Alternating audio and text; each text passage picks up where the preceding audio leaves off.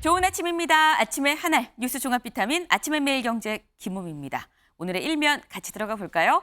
먼저 매일경제입니다. 공공택지 전매 풀어 주택 공급 숨통이란 기사입니다. 네, 지금 공공택지에 대해서는 지금 전매 제한이 지금 걸려 있는 거죠. 근데 이거를 풀어서 주택 공급에 좀 숨통을 트이게 하겠다라는 이런 내용입니다. 여기 보겠습니다. 개발 중단 택지 전국에 25곳인데 건설사가 이걸 사들여서 아파트를 짓도록 하겠다. 아파트를 지으면 주택 공급에 숨통이 트이겠죠. 요 얘기입니다. 요 방안 정부가 추석 전에 공급 대책을 좀 더 구체적인 안을 발표할 예정이다. 민간 PF 보증 지원도 늘릴 예정이다. 라는 소식입니다. 숨통이 트일지 기대를 좀 해보겠습니다. 다음 일면 볼까요? 조선일보입니다. 김정은, 푸틴과 내주 무기거래 회담. 어제 저희가 첫 소식으로 전해드렸던 게 김정은 방러한다라는 얘기였었습니다. 뉴욕타임스가 이 보도를 했었던 속보로 막 새벽에 나왔다라고 말씀을 드렸었는데 방러를 하는데 이달 내 방러가 아니라 이달 내에서 당장 다음 주에 무기거래 회담 간다라는 겁니다. 네, 여기 볼까요? 뉴욕타임스 러시아 방문 블라디보스토크 동방 포럼에서 만날 계획이다. 좀 더 어제 나온 내용보다 확실히 좀 구체화됐죠. 김정은 포탄을 제공하는 대가로 핵 관련한 첨단 기술을 요구할 것으로 보인다라고 합니다. 네. 근데 지금 이렇게 이 구체적인 내용까지 다 공개가 됐는데 뭘 타고 언제 어디 가서 만나는지까지 다 공개가 됐는데 공개된 걸 그대로 계획을 추진을 해서 정말 만날 것이냐? 이 부분이 사실 오히려 주목이 되는 대목입니다. 지켜봐야 될 것 같아요. 다음 일면 보겠습니다.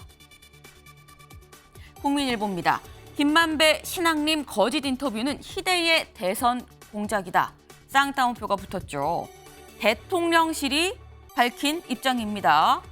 이른바 대장동 가짜뉴스 여기에 대한 지금 비판인 건데요. 윤 대통령 낙선을 노렸다. 악습고리를 끊어야 된다라고 얘기를 하면서 굉장히 희대의 대선 공작이다라고까지 얘기를 했습니다. 이 부분 잠시 뒤에 대담으로도 좀 짚어보겠습니다. 다음 기사 볼까요? 중앙일보입니다.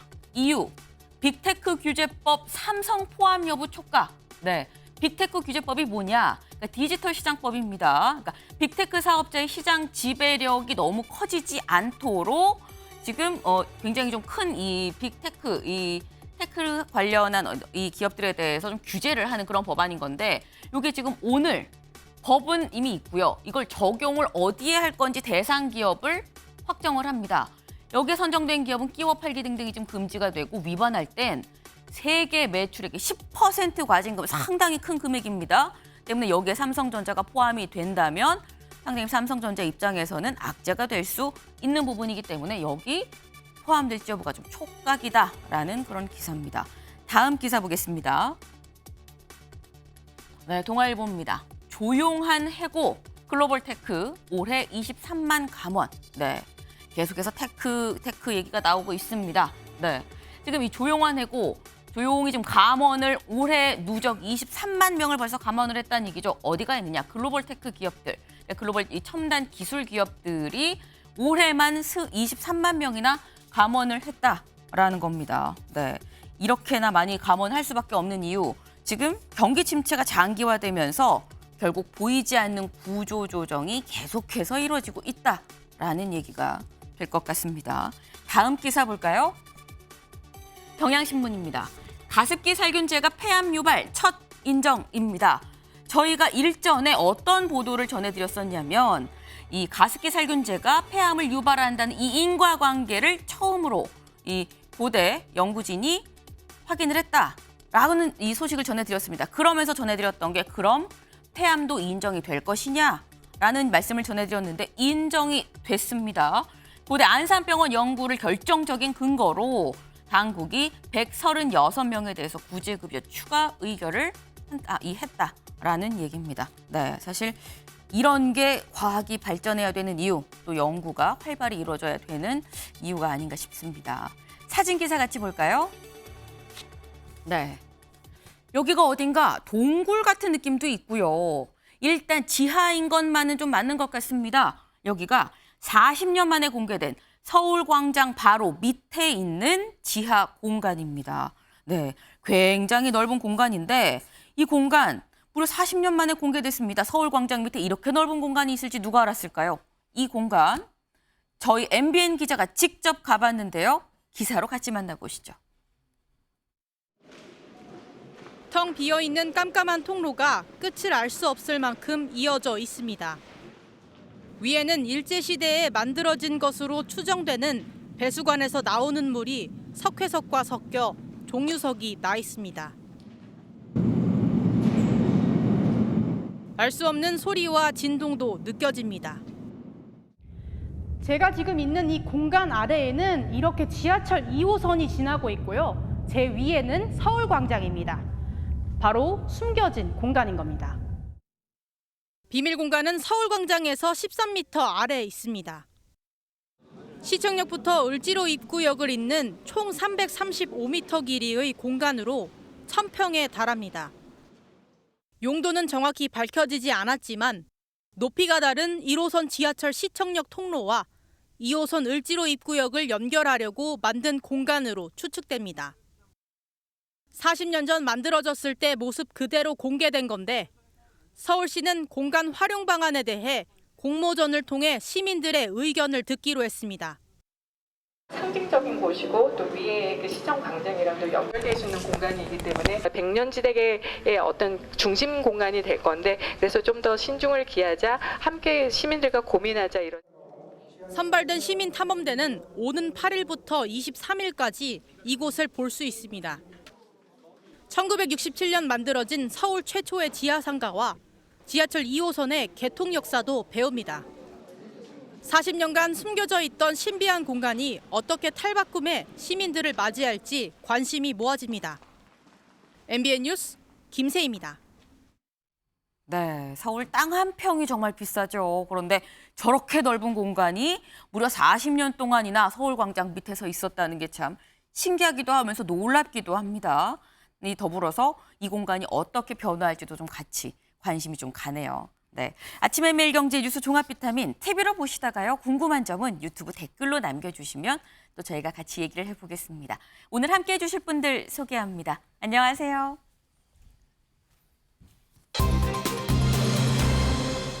네, 반상회입니다. 웬 반상회야? 라고 생각하실 수 있는데 기사 같이 볼까요? 민주, 윤 탄핵 언급하자 국힘 고성. 첫날부터 정면 충돌입니다.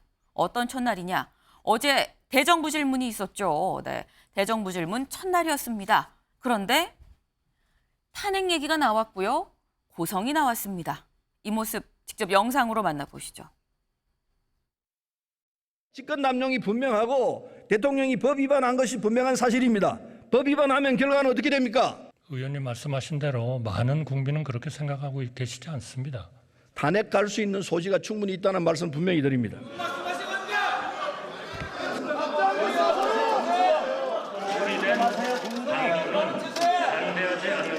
제발 좀 경청해 주시기 바랍니다. 초등학교 반상회에 가도 이렇게 시끄럽지는 않습니다. 국민을 무슨 괴담 유포에 휘둘리는 무지몽매한 사람으로 그래 몰면 안 되지 않습니까? 그리고 우리 민주당만이 이를 왜곡해서 극렬한 반대 활동을 하고 있습니다. 어떻게 생각하십니까? 단순한 정치 의제가 아니고 100만 명의 수산인의 생명이 달려있는 그러한 문제입니다. 정말 이거를 과학적으로 좀 봐주시고. 네, 직접 들어보셨죠. 탄핵 얘기가 나왔고 또 바로 뒤이어서 고성이 나왔습니다. 김병욱 의원님. 네. 사실 뭐 탄핵이란 요 발언에 대해서는 뭐 여야 입장이 뭐 극명하게 갈릴 거예요. 근데 그건 뭐 논외로 별개로 하고 일단 본회의장에서 탄핵 얘기가 나오면 분명히 뭔가 아수라장이 될 것이다라는 걸 다선 의원이신 서른 의원과 김종관 의원님이 모르셨을까 하는 생각도 듭니다. 아니 아쉬워하셨겠죠. 알고 말씀하신 네, 건 정확한 알았지만. 워딩은 네. 탄핵을 하자 이건 아니고요. 네. 탄핵 소지가 분명히 있다. 이런 식으로고 국민이 탄핵하자고 나설지도 모르겠다. 네. 그러니까 객관적 상황과 본인의 인식 정도를 얘기한 것이지 네. 지금 당장 뭐 탄핵에 나서자 그런 얘기는 아니었고요. 사실 어제 있었던 대정부 질문 정치 분야는 네. 아마 극하게 여야가 논쟁이 거세질 거라고 다들 예상을 했습니다. 지금 돌아가는 전체 전국이 후쿠시마 오염수라든지 홍범도 장군 흉상 이전이라든지 그다음에 정률성 씨 논란이라든지 그다음에 국정 전체 관련된 문제라든지 그리고 이동관 방통위원장 임명권이라든지 사실 가파르게 달려왔지 않습니까? 이 가파르게 달려온 것을 국회 본회의에서 녹아내는 과정이 대정부 질이거든요. 그래서 어제 국회의장님도 말씀하셨다시피 네. 민주주의는 시끄러운 거다. 네. 근데 시끄러운 건데 얘기를 듣고 있어라. 네. 시끄러운 얘기를 고성을 지르지 말고 민주주의는 원래 여야가 의견이 다른 거고. 국민의힘한테 얘기를 한 거다. 초등학교 반상회냐라는 얘기가 그 말씀인 건가요? 그렇죠. 여야가 의견이 다른 거를 인식을 하고 네. 서로가 상대방을 인정을 하고 얘기를 들어주라. 그 말씀하셨고요. 또 한 말씀도 더 하셨습니다. 국무위원들의 예결위장이나 상임위장이나 대정부 회의장에서 네. 국회의원들하고 맞서는 싸우는 장면을 연출하지 마라. 국회의원은 개인의 국회의원이 얘기하는 것이 아니라 국민을 대표해서 단상에 서서 국민의 의견을 얘기하는 거기 때문에 네. 국민의 얘기를 듣고 답변을 하면 되지 마치 국무위원이 국회의원과 싸우는 모습을 연출하는 것은 민주주의 발전에 결코 바람직스럽지 않다. 이런 말씀도 함께 하셨습니다. 네.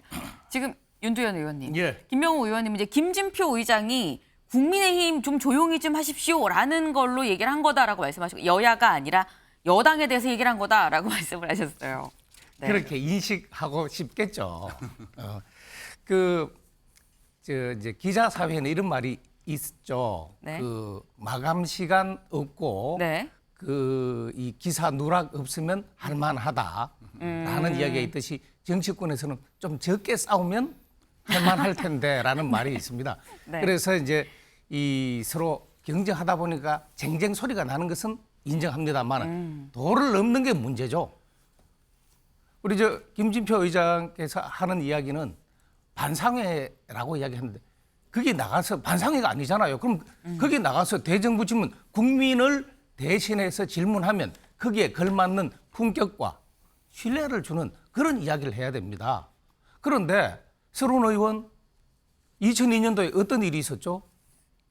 이회창 당시 한나라당 대선 후보 관련해서 네. 기안건설 금품 수수설 제기했다가 징역 1년에 집유 3년 받았잖아요. 가짜 뉴스 아닙니까? 그걸 지금 와서 또 되풀이하는 건 도대체 뭐죠? 이런 거 하면 안 되죠. 반상회냐가 아니라 반상회에서도 있을 수 없는 일이 벌어지는 게 문제입니다. 네. 예. 여러 가지 쟁점을 두고 누가 옳으냐 이야기할 수 있습니다. 그리고 국민의 심판 받아야죠. 그러나 아무 말 대잔치가 돼서는 안 된다라는 네. 말씀드리겠습니다. 서로 얘기하면서 좀 쟁쟁쟁쟁 소리가 날 수는 있는데 과했다라는 말씀을 또 하셨어요. 사실 이 부분은 여야 입장이 영상으로 보신 것처럼 너무 극명하게 갈리기 때문에 완벽히 지금 다룰 수밖에 없는 상황이긴 한데 다음 기사를 좀 이어서 보겠습니다. 네, 정률성 오염수 두고 고성만 국회가 초등학교 반창회냐. 여기 또 반창회라고 했어요. 그러니까 오늘 조간이 반창회, 반상회를 약간 섞어서 썼습니다. 근데 반창회는 친목 도모고요. 반상회는 어떤 사안을 두고 좀 논의하는 그런 자리인 거죠. 네, 약간 다를 수 있지만 어쨌거나 김진표 의장은 초등학교 반창회냐라는 얘기인즉슨 어린애들도 아니랍니다라는 분명한 이런 메시지가 좀 들어있는 거 아닌가라는 생각을 하는데 지금 이상식 의원님, 네. 일단 어쨌거나 요지는 어린애들도 아니래요라는 얘기인 거거든요. 지금 여야 간에 이슈가 많아도 너무 많다라는 얘기가 나옵니다. 어떻게 보세요? 맞습니다. 지금 국회가 산적한 현안을 두고 이렇게 민생을 살펴야 되는데 네. 너무 지금 이슈를 덮는 너무 많은 이 혼란스러운 전국 속에서 임하다 보니까 각자 입장이 또 너무 차이가 나고 네. 하다 보니까 저런 이제 충돌이 나오고 고성이 나오니까 의장님께서 한 말씀을 하신 것 같습니다. 그런데 제가 보기에는 지금은 여야 간의 대화가 전부 다 차단이 돼가 있어가지고 셧다운 돼가 있기 때문에 네. 저렇게 국회에서 저렇게 이제 자기들의 주장을 이제 선명성 있게 그냥 목소리 크게 내세움으로써 국민들에게 어필하려는 뭐 그런 식의 방식으로밖에 나가지 않고 있다. 그래서 저는 이제 지금 또 정기국회가 열렸는데 제1당 대표께서 지금 단식 중에 있지 않습니까? 네. 그러면은 가장 큰 이제 서로 이제 정기국회에 임해서 서로 이제 대화하고 소통을 하려면은 어떤 제가 보기에는 정부 여당에서 지금 단식 중에 있는 야당 대표에게 뭔가 이 화해의 제스처를 취하고 그럼으로써 이제 조금 국회가 조금 더 정상화될 수 있는 그런 방법을 모색해야 되지 않나 저는 이렇게 보고 있습니다. 네. 김병민 최고님, 지금 좀 전에 여당이 먼저 손을 내밀어야 되는 거 아니냐라는 말씀을 또 하셨거든요. 네, 어제 있었던 대정부 질문에 이제 고성과 이런 여러 가지 일들이 오갔던 건 어느 한쪽만의 일이 아니겠죠. 정부 부처의 답변이 있을 때에도 민주당 의원들의 고성 섞인 목소리로 뭔가 거치게 언쟁하는 모습들이 다 그대로 화면에 잡혔는데 그래서 지금 오늘자로 회자가 되고 있는 게 40살 차이 나는 한덕수 총리와 네. 또 야당인 정의당의 류호정 의원이 오늘 이 자리에서 싸우지 않겠다고 얘기하면서 대정부 질문을 주고받았던 일이 오늘 가장 큰 화제가 되고 있습니다. 네. 국민이 부여한 권한이고 정기국회에서 야당은 야당대로 정부를 견제할 수 있는 중요한 수단을 모든 국민이 지켜보고 있는 대정부 질문 자리를 가져온 거잖아요. 여기에서 정확하게 무엇이 문제인지를 따져 물을 수 있을 텐데 이게 이 국회 본회의장에 앉아있는 의원들의 고성 섞인 목소리로 퇴색될 수도 있기 때문에 주어진 나머지 대정부 질문 기간만이라도 정말 꼭 국민의 눈높이에 맞는 일들을 정말 의원들의 품격에 맞는 대정부 질문으로 이어가면 참 좋겠다는 생각이 있습니다. 네, 지금 김병민 최고 말씀 중에 한덕수 총리 얘기가 나왔습니다. 한덕수 총리와 유호정 정의당 의원의 지금 이 대정부 질의 과정을 좀 말씀을 주셨는데 류 의원 말고 다음 기사를 좀 볼까요? 야당 홍범도 흉상 이전 극우 본색이다. 한 총리 야당 지나치게 정치화시키고 있다라고 얘기를 했습니다. 한 총리의 얘기를 좀 들어보고 오시죠. 국방부와 육군사관학교는 홍범도 장군의 흉상을 철거해서 이전한다고 합니다. 명백하게 대한민국 헌법을 파괴하는 것이고 자랑스러운 우리 독립운동의 역사와 독립운동가들의 숭고한 희생을 못 오가는 것입니다. 조국 독립을 위해 싸운 독립운동가들하고 윤석열 정권이 싸우고 있다고 봅니다. 그 독립운동가로서의 우리 홍 장군님에 대한 존경이나 이런 것은 하등 변화가 없습니다. 오히려 그러한 흉상의 이전 문제가 지나치게 정치화하고 이념화하는 것은 그거는 우리 국민들이 원하는 바도 아니다. 저는 그렇게 생각합니다. 네, 지금 한덕수 총리는 야당이 지나치게 정치화하는 거다라고 지금 얘기를 했습니다. 김병욱 의원님. 네, 예. 네, 어떻게 들으셨어요? 야당이 정치화하는 거다. 이럴 사안이 아니다. 이 문제는 육사와 정부가 먼저 제기한 거죠. 가만히 있는 홍범도 장군의 흉상을 이전하겠다고 발표한 것은 정부지 않습니까? 그래서 저희가 먼저 정치화한다는 건 말이 안 되는 거고요. 저는 지금 시기에 국민들이 많은 스트레스를 받고 있지 않습니까? 경제도 어렵고 네. 후쿠시마 오염수에다가 여러 가지 뭐 묻지마 범죄 등등해서 많은 사회적 문제가 있는데 저는 시기가 너무 안 맞다고 봅니다. 이 어려운 문제를 극복하는데 정부가 나서야 되는데 네. 굳이 이 문제를 꺼내면 국론이 분열되고 이념 논쟁으로 갈 거라고 뻔히 예상을 하면서도 굳이 이 홍범도 장군의 흉상을 이전하겠다는 생각을 왜 했을까? 저는 그게 참 국민의 입장에서 또 정치인 입장에서 정말 바람직스럽지 않다. 정치라는 것은 지금 현재 국민들이 아파하는 것, 고통스러운 것을 해결해 주는 게 정치거든요. 네. 지금 홍범도 장군 흉상 얘기가 나오지 않았을 때는 아무 국민도 이 부분에서 이의가 없었습니다. 박정희 대통령께서 서운을 준 거고 과거에 이런 역사학자들과 이런 보훈 전문가들이 모여갖고 어른한 결과가 서운을 주고 또 유해도 봉환하고 이렇게 했던 거 아닙니까? 그리고 지금 카자흐스탄에는 많은 고려인들이 상처를 받고 있다. 우리의 정신적 지주인데 왜 모시고 갔으면 제대로 잘 모셔야지 왜 그분에게 망신을 주느냐. 정말 홍범도 장군이 공산주의자였으면 북한에서 유해를 가져갔을 거다. 그게 아니었기 때문에 북한이 아닌 남한으로 간 거 아니냐. 뻔한 사실을 두고 왜 대한민국에서 이렇게 시끄러운 줄 모르겠다. 이런 말씀도 하시는 것을 네. 좀 새겨들어야 되고 저는 그 부분에 정부가 좀 반성을 해야 되지 않나 싶습니다. 타이밍이 왜 지금이냐. 지금 어려운 일이 더 많은데라는 말씀을 하셨어요. 유 의원님. 어려운 일 없던 시기가 있었나요? 아, 그거는 핑계고요. 그 홍범도 장군의 독립운동의 기여를 부정하는 게 아니죠. 네. 그리고 이 건국을 두고 이야기를 하는데 윤석열 대통령께서도 이야기를 하셨지만 1919년 그 3.1 운동에서 시작돼서 대한민국을 임시정부하고 완성된 게 48년입니다. 네. 그럼 이 과정으로 보면 모든 문제가 상당 부분 해결됩니다. 홍범도 장군도 독립운동에 기여했고 그러나 다만 그 1932년 홍범도 장군이 그 제출한 그 자기에 대한 공산 그 연금하고 신청할 때 네. 자기가 자기를 평한 그 자료가 있습니다. 네. 거기에 보면은 그 자기는 1919년에서 20년 사이 빨치 3부대를 운영했다라든지 그 다음에 그 전부터 21년 그 1920년 6월 자유시 그 참변을 보고하기 위해서 레닌을 만나러 갔다라든지 그런 게 쭉 있습니다. 그러면 과연 독립운동을 했지만 이 반공을 그거로 하는 그래서 북한과 싸웠던 우리 군의 이 기간 동량을 양성하는 육사에 그것을 두는 게 맞느냐 그 차이인 겁니다. 그러니까 이것을 지나치게 확대하는 게 문제입니다. 네. 독립운동가로서 정당한 평가받도록 하면 되는 거예요. 네. 지금 앞서부터 계속해서 여야의 입장이 전혀 지금 교점을 찾지 못하고 있는 그런 상황입니다. 네. 오늘도 또 대정부 질문이 있죠. 오늘은 또 국회 본회의장이 어떨지 좀 주목이 됩니다.